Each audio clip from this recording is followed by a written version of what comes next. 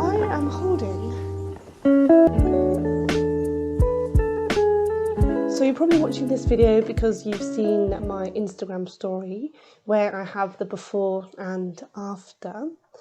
As you know, it's really difficult at the moment to get your hands on a PS5. So how did I get a PS5? Have you been searching online on Argos and Game and only to find that it's sold out everywhere?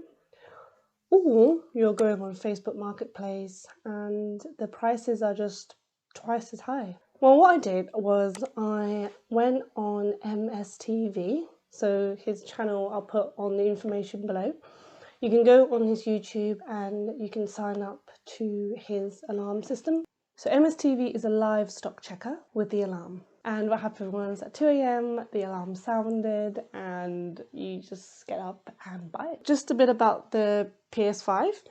This is the disc version. So RRP is at 449.99. If you look closely here, this is actually a sticker that you can get from Etsy. I'm also thinking of getting Darkplates that you can get from Dbrand.